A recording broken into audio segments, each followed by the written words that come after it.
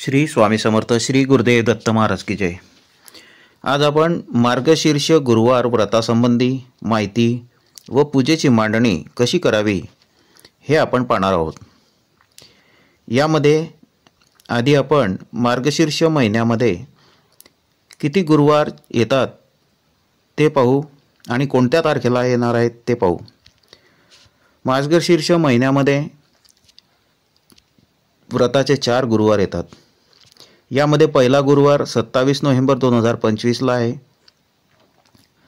दुसरा गुरुवार 4 डिसेंबर 2025 ला आहे आणि तिसरा गुरुवार 11 डिसेंबर 2025 ला आहे आणि चौथा गुरुवार 18 डिसेंबर 2025 ला। असे 4 गुरुवार मार्गशीर्ष महिन्यामध्ये महालक्ष्मीच्या व्रताचे येत आहेत।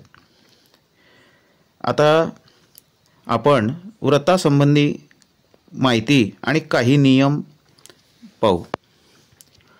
श्री महालक्ष्मीची कृपा लाभावी व सुख शांती धनकीर्ती वैभव ऐश्वर्य संतती इत्यादीचा लाभ होण्यासाठी आपल्या घरी महालक्ष्मीचा सतत वास राहावा व संसार सुखाचा व्हावा म्हणून हे व्रत केले जाते। हे एका व्यक्तीने किंवा जोडीनेही करता येते। हे व्रत करताना मार्गशीर्ष महिन्यातील पहिल्या गुरुवारी सुरुवात करायची असते आणि शेवटच्या गुरुवारी उद्यापन करायचं असतं। गुरुवारी सकाळी स्नान करून तनमन स्वच्छ करून शुचिर्भूत होऊन पूजाविधी करायचा असतो। सकाळी उपवास करावा। आता उपवास करताना केळी दूध फळे असा आहार घ्यावा, मात्र उपाशी राहू नये। आता हे करताना काही आकस्मिक अडचण आल्यास पूजा आरती दुसऱ्याकडून करून घ्यावी, उपवास मात्र आपणच करावा। व्रताचे उद्यापनाच्या दिवशी 7 सुवासिनी अगर कुमारिकांना घरी बोलवून बसायास आसन द्यावे। पूजा आरती झाल्यावर त्यांना लक्ष्मी रूप मानून हळद कुंकू द्यावे, एक फळ द्यावे व महालक्ष्मीच्या पोथीची पूजा महात्म्य एक प्रत द्यावी। ब्राह्मणास शिधा वस्त्र दक्षिणा द्यावी किंवा सुवासिनी ब्राह्मण जेवायास बोलवावेत। आता आपण या व्रतासाठी कशा प्रकारे मांडणी करायची ती पाहणार आहोत। हे व्रत करताना देवतेचे तोंड पूर्वाभिमुख पूर्वेकडे तोंड करून किंवा उत्तराभिमुख उत्तरेकडे तोंड करून असावे। मनोभावे पूजा करायची आहे, म्हणजे पूजकाचे तोंड पश्चिमेकडे किंवा दक्षिणेकडे होईल। पूजेची जागा शक्यतर गायीच्या शेणाने सारवावी। फरशी असल्यास ओल्या फडक्याने पुसून घ्यावी।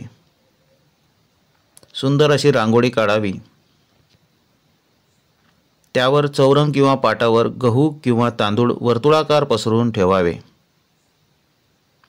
त्यावर कुंकवाचे स्वस्तिक काढावे। एक तांब्या तो नसल्यास धातूचा तरी चालेल, स्वच्छ पुसून घ्यावा। त्यामध्ये पाणी भरावे। त्या पाण्यात एक सुपारी पैसा व दुर्वा घालाव्यात। कलशाच्या तोंडावर 5 प्रकारच्या झाडाच्या पानांच्या डहाळ्या किंवा 5 झाडांची प्रत्येकी 5-5 पाने रचून त्यावर नारळ ठेवावे। नारळाची शेंडी वर असावी। कलशाच्या बाहेरच्या अंगाला हळदी कुंकवाची बोटे अष्टदिशांना लावावी। नंतर तो कलश गहू किंवा तांदळाच्या वर्तुळावर ठेवावा। पुस्तकाचे सुरुवातीस महालक्ष्मीचे जे चित्र आहे तसे चित्र पुठ्ठ्यावर लावावे किंवा महालक्ष्मीचा फोटो जरी असला तरी चालेल आपल्याला। कलशाला टेकून समोर ठेवावा किंवा महालक्ष्मीची मूर्ती असल्यास ती ठेवावी। पाटावर किंवा चौरंगावर उजव्या बाजूस थोडेसे तांदूळ मूठभर ठेवून त्यावर गणपती म्हणून सुपारी ठेवावी। चौरंगावर मध्यभागी कलशाच्या पुढे आपल्यासमोर गणपतीकडे तोंड केले असता डाव्या बाजूस 2 देठाची पाने, त्यावर नाणे व सुपारी ठेवावी। आता या प्रकारे आपल्याला त्या ठिकाणी पूजेची व्यवस्था करायची आहे। अशा प्रकारे मांडणी करून घ्यायची आहे। यानंतर पूजेचा जो व्हिडिओ आहे तो आपल्या चॅनलला टाकला जाईल।